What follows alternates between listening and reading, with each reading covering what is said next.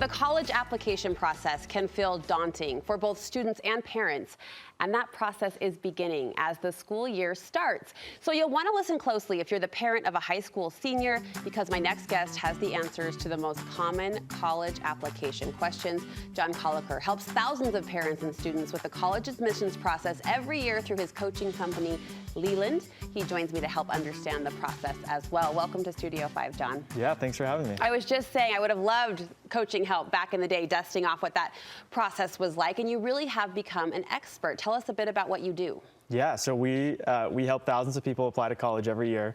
I went to college here in Utah, went to BYU, and then got my MBA at Stanford, and realized that there was this whole process and whole system of coaches that were there to help that I didn't have. And so now we're trying to make that more accessible, more affordable, and help people. We've identified 4 common questions that students and parents alike have. And the first one centers around timing. When should my child be applying to college? What's the answer? Yeah, so I think and the first thing is start early. Okay. I think starting with figuring out which schools you want to apply to, whether that's here locally or outside the state. And then try to understand the deadlines. Most schools have deadlines around November for kind of the early decision priority deadline, and BYU is one of those. And then some schools have deadlines up through kind of the springtime. So it's best to start early, start to work through what you're going to have to do, recommendations, essays, ACT, everything. So, the best advice is just to get going, start to research the schools you want to apply to. I mean, good life lesson, too. Let's not be up against the deadline. Yeah. Says a journalist who finds herself always up against a deadline. You mentioned ACT, SAT. What do we need to know about those tests? Yeah, so I mean, there's kind of the basic studying tips, which are take timed practice tests. You have to get used to what it's like to be in a full-length practice test.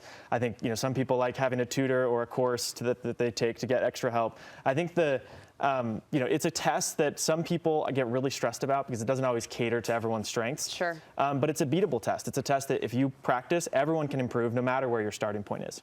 And the second thing I would say is that a lot of schools are test optional at this point. I've heard this. I went to lunch with some girlfriends who have some older children. They were talking about this option. When should you submit your score? So both BYU and Utah and many other schools in Utah don't require an ACT or SAT score right now.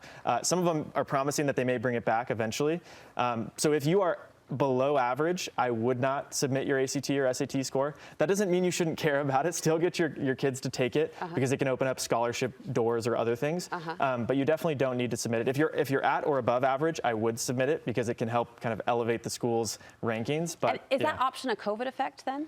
It was kind of already in the works. A lot of schools had already started kind of questioning the value of these tests, saying that it kind of correlates more with household income than it does with actual intelligence or ability to perform at the school. Okay. But COVID, I think, only accelerated that. And so I think BYU specifically has said we're not going to require ACT up until 2025, 2026.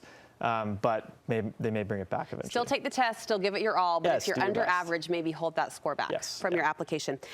Recommendation letters. Who should we be looking to write these letters? Yeah, the most important thing is to pick someone that can say really nice things about you, which sounds obvious. Yeah. But people are like, oh, my parent has this important friend, and maybe that person will write something about me. And then the letter comes off as kind of weak because they don't actually say, oh, I know Brooke exceptionally well. She's excellent in this way, and I've observed her in these situations. So even neutrality is not helpful. I mean, even someone who's writing generic compliments. You're drafting them onto your team. And so part of it is, one of the things that we do with all of our students is we have them put together a recommender prep doc that's like a 1 or 2 page letter that just says, here's the schools I'm applying to, here's the deadlines, here are the questions you might be asked, and some ideas of things you can cover.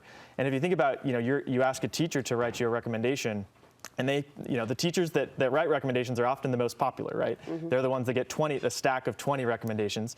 When they're thinking about which recommendation to write first, they're going to go with the kid that gave them this nice recommender letter that says, hey, here's how I can help you, and here's what you should cover. So there's things that you can do to make yourself kind of stand out in that process and help them. So you're slipping a one sheet that kind of says what you'd like them to say. Yeah, or at least just jog their memory, right? Like I know we've had lots of experiences together, but here's some ideas. I don't want to write the letter for you. Sure. But interesting. Yeah, here's some things to help. When it comes to college applications, Are the essays the most important thing? I think so. I mean, I think everything matters, and I think the recommendations do. I mean, BYU has 4 recommendations, so that's really important. Essays, though, I think that the thing that stresses the most people out, there's probably the widest delta between the great essays and the essays that aren't as good. Essays are about showing who you are, the person that shows up on their campus. It's supposed to be an extra layer deep. I think a lot of students stress about the essays because they feel like they haven't had anything significant in their lives, or they haven't gone through this challenge. And the reality is, if it's important to you, it can be important to them, depending on how you tell the story. And I think oftentimes we have really kind of simple experiences in our lives, but what that experience taught us and how we responded and how that leveled up our perspective is what they're trying to get at. So don't discount your view, your passion, your experience, no matter what it is. Exactly. All right, great advice. Great advice. Where can we get more from you?